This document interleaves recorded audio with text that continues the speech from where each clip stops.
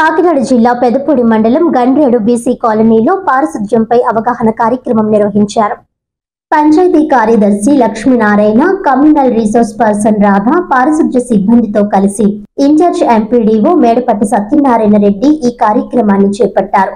ఈ సందర్భంగా ప్రజలకు తడి చెత్త, పొడి చెత్త వేర్వేరుగా అందించడం ఎంత ముఖ్యమో వివరించారు. అలాగే ప్లాస్టిక్ వాడకం తగ్గించకపోతే కలిగే అనర్థాలను ప్రజలకు వివరించారు. కమ్యూనల్ రిసోర్స్ పర్సన్ రాధ ఇంటింటికి వెళ్లి ప్రతి గృహంలో తడి చెత్త, పొడి చెత్త విడిగా వేరు చేయాలని సూచించారు. అనంతరం స్వచ్ఛ భారత్ సందేశంతో ర్యాలీ నిర్వహించారు.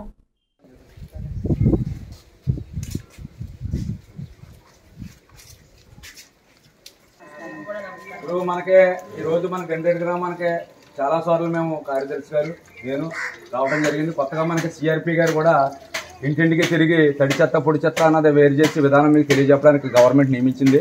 ఎంఐ పేరు రాధా తిరుగుతుంది కదా, మీ ఇళ్ళకి వస్తున్నారమ్మా. సరే, ఇప్పుడు మీకు అందరికీ చెప్పేది ఏంటంటే, మనం అందరం ఆరోగ్యంగా ఉండాలంటే మీరు డ్రైన్లో మిగిలిపోయినటువంటి ఏ చెత్త వేయడానికి వీల్లేదు.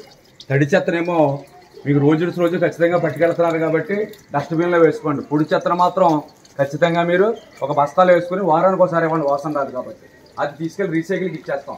ప్లాస్టిక్లు వాడకం నెమ్మదిగా మీరు మానేసి తీరాలండి. ఎందుకంటే ప్లాస్టిక్లు వేసిన డ్రింకులు, ప్లాస్టిక్ సీసాలు వేసినటువంటి ఇతర వాటర్ బాటిల్స్, లేకపోతే మనం మాంసాలు కానీ చేపలు కానీ ప్లాస్టిక్ కవర్లో తీసుకురావడం వల్ల అండి అందులోకి క్యాన్సర్ కణాలు దిగిపోతున్నాయండి. అవి వండుకు తిన్న తర్వాత మన పెద్ద ప్రేవులకు సంబంధించిన క్యాన్సర్ వస్తుందని రుజువైంది. దయచేసి ప్లాస్టిక్లు వాడకుండా కేక్ సంచులు, గాజు సీసాలు వాడడానికి మనం ప్రయత్నం చేయాలండి. ఏ పరిస్థితులు అయినా మీరు అందరూ కూడా ఈ పక్కీకి వచ్చేస్తే కొంతకాలానికే ప్లాస్టిక్లు అనేది గవర్నమెంటే రద్దు చేసేది. మనం చేయవలసింది ఏంటంటే ప్లాస్టిక్లు వాడకాన్ని నెమ్మదిగా పూర్తిగా తగ్గించాలండి. అలాగే మనం తడి చెత్త, పొడి చెత్త వేరు చేయడమే కాకుండా మీ పరిసరాలు శుభ్రంగా ఉంచుకోవాలి. మీ ఒళ్ళు శుభ్రంగా ఉంచుకోవాలి. చేతులు శుభ్రంగా కడుక్కుంటూ ఉండాలి. భోజనానికి ముందు, భోజనం తర్వాత, మలమూత్ర విసర్జన తర్వాత, మలమూత్ర విసర్జన ముందు కూడా చేతులు కడుక్కుంటూ ఉండాలి.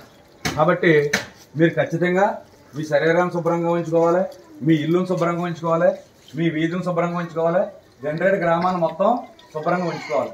అలా చేయడం వల్ల అండి ఆరోగ్యపరమైనటువంటి సమస్యలు లేకుండా మనకు సంపాదించిన సంపాదనలో పూర్తిగా డాక్టర్స్ ఫాలో అయిపోతుంది. కాబట్టి అలా కాకుండా మన ఆర్థిక పరంగా కూడా మన కుటుంబాలు మెరుగుపడడానికి అవకాశం ఉంటుంది.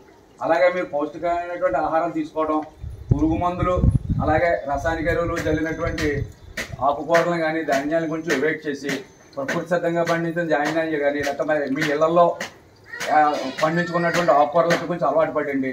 మీ కుటుంబాన్ని అంతా ఆరోగ్యంగా ఉంటే మరి రేపొద్దున్న పిల్లల భవిష్యత్తు చాలా బాగుంటుంది అనుకుంటున్నామండి. మీరు అందరూ మరి ఆచరిస్తారని కోరుకుంటున్నాను. నమస్తే అమ్మ.